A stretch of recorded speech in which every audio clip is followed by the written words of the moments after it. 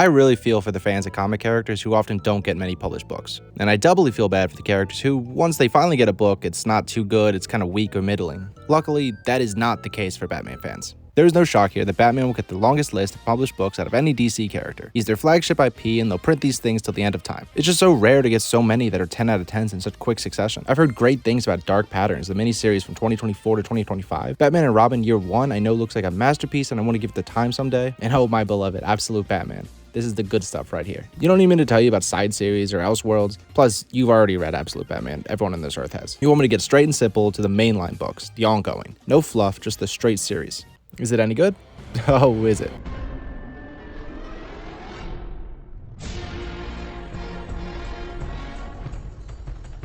Written by Matt Fraction and drawn by the very talented Jorge Jimenez, this recently Eisner-nominated run on Batman has been incredible. My excitement for this book was very high when it was about to come out last fall. I think that was felt everywhere, as this was one of the biggest launches of any comic book in a very long time, getting numerous reprintings. My local comic book shop actually sold out of there, so I believe I got maybe the second or third printing, but I'm not really worried about stuff like that. I'm just glad that I have it. I took this on the day I got it. I like this little dot that it made it into all the printings. It adds charm. Absolute Batman also put up these kind of numbers a few months prior, but there's no denying that that's a cultural touchstone. I will be referring to this as the main Batman ongoing, or the Matt Fraction run on Batman, or some combination of those. I, like most people, know Matt Fraction from his equally acclaimed Hawkeye run, My Life is a Weapon, so it's nice to see him jump over and take the role from the previous writer, Chip Zdarsky. I like when these writers jump around to different books. Zdarsky was in the Incredible Daredevil run, and now he's doing a pretty good job on Captain America. Again, I should check that out. And now Hawkeye is overall Batman. It seems like the mission statement for this book is to step away from all the chaos of the previous series and focus in on the cast's relationship with each other and what Batman really means to the city of Gotham. Not in like a deconstruction of Batman's psyche and how his obsession with the role will lead him to create an endless contingency or one day control and or destroy the city of Gotham and the secret personality that'll span across the multiverse. All that is cool and worth telling, but now let's see Batman raise his sons and make the people in Gotham feel safe and happy. Let him be nice to his villains and want better for them. It doesn't trash or throw out any of these previous plot beats, it just keeps what works in the Tom King and Zdarsky run. This book is still very ongoing, so I won't do a beat by beat of every issue. However, it's far long enough that I feel that we've gotten a good grasp on all the characters and their central dynamics, enough to say that's how I'm going to break up this video. Starting with the title character.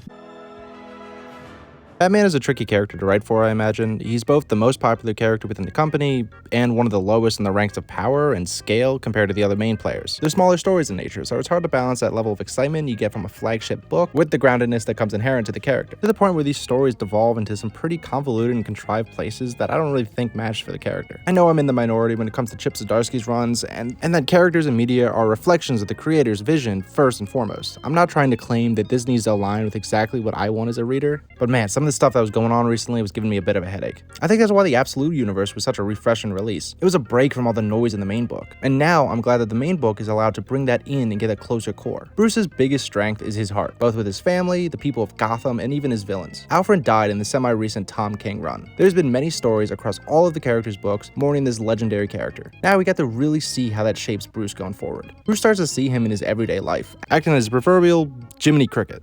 Stated by the author. It's a good way for the writers to have him bounce off of someone when he's alone or reflect on a recent event, often when it comes to parenting Damian or Tim, which I'll talk about later in this video. I like the compassion that this Alfred ghost imparts on Bruce. Alfred isn't real in this story, so all of this compassion does come from Bruce. This is best showcased at the very start with his interaction with Killer Croc. He cares about these people and he wants to see them better. He's not going to beat them to death or give in to the audience's expectations for him to just start killing everyone. You'd lose out on this extensive cast of characters that all have rich stories. And this extends to just everyone in the city. This is his home. The way that he shows the people of Gotham that he's human enough just to get a cup of coffee like the rest of them. You see this in a pretty cool Alan Scott Green Lantern cameo because Vandal Savage was one of his villains, so it was cool to see Batman reach out and compare notes. Oh yeah, Vandal Savage. The big status quo changes that are all over this book is how Vandal Savage is now the chief of police, and he boots out all the good cops and he employs the discharged one to create a totalitarian regime within Gotham to hunt down Batman and his family. He had a shell company buy a big huge facility to turn into a supermax prison that he tosses everyone who disagrees with him in. He even plants evidence to frame Bruce and Tim, then stalls out any cases against him. All this while he staffs the criminal enterprise ran by the newly introduced villain in the series. Not much is said or known about him since we're only a couple issues in, but his first issue leaves a pretty strong impression. He finances various criminal factions of Gotham to unify them into one united front, stringing an interconnected web throughout the city to ensure that every revenue stream leads back to him. He's a one-man private equity firm for all of the villains of Gotham. And I like his design. He seemingly has everyone deployed at this point, even the villains who are kind of out of the game, like Joker.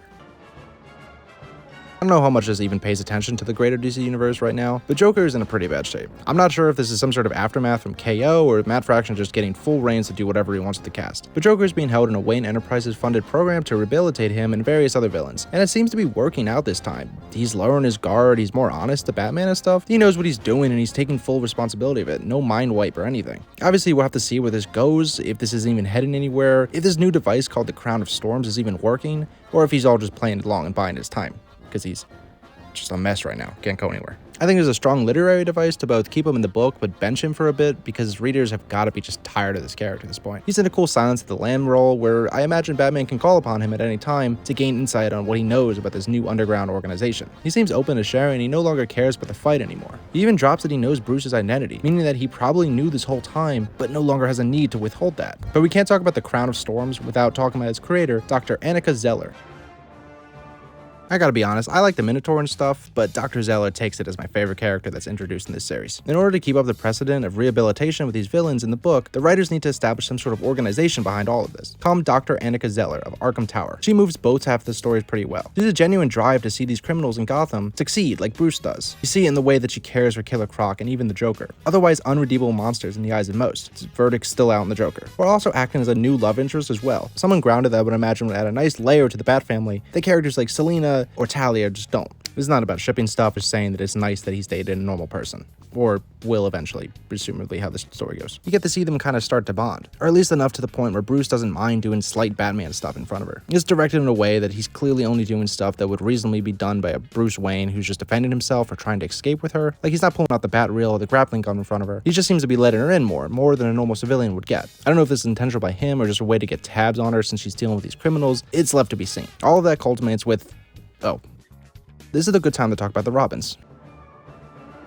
I'll talk about both Robins here because it's thematically appropriate to see how Bruce raises both of these sons. Tim gets a lot of shine in this book, and I really appreciate that. He's my favorite Robin, and I grew up with him. It's a shame to see him written out of continuity so often, since it's easier to tell stories with just Dick and then Damian. It's hard to fit in 4 kids if Batman's going to stay 30. But after his introduction to this book and the subsequent bullet he takes, you really get to see the way that this lifestyle is starting to affect him. He's growing up, and he wants more out of this life. And Bruce wants nothing more of that than to see him thrive. He straight up lets him quit being Robin for now. Damian no longer has to share the title, which fans would probably rejoice with. But like most siblings moving out, Damian hates it. He's pretty disconnected in this book. He doesn't really know his place in the city, and he subconsciously feels the lack of presence that Bruce has had in his life overall. It's nice to see Bruce just be honest with him. He admits that he's trying his best and it's not going to be easy. He relied on Alfred to pick up most of the slack when it came to fatherhood. And now that he's gone, he tries what he can with Damian, encouraging him to also seek out a life beyond this, just like Tim did. He recommends college. He thinks he'd benefit from a very normal life. I briefly read some of their solo runs over the years, like Tim's 2021 series and Damian's recent outings, so I'm familiar a bit with Tim's boyfriend and Damian's longing for a normal life. But even without these outside knowledge, you feel the real strong bond between Bruce and these 2 sons in this book. The rest of the Bat family get time to shine too when a full city manhunt fans out for each of them. We get to see more from Signal and Spoiler. Not too much due to the core cast being already established, but it's still nice to see. But one character does get a pretty standout moment in this issue.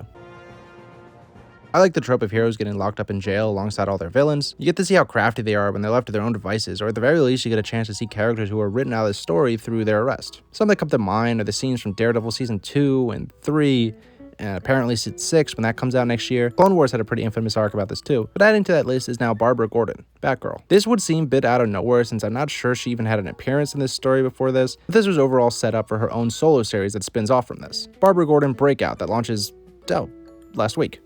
Okay, bonus comic review. This series touches on that Supermax prison that I mentioned earlier that Vandal bought. This was a deliberate move by the Bat family to get inside the facility to learn more about these shady murders of Gotham officials that are occurring. It was a nice first issue, good movement and intrigue. I'm excited to see more and read it alongside the main book. I'll add it to the books I'm reading. These are rookie numbers, I know, but I don't like to spread myself too thin with stuff. Okay, back to the main book.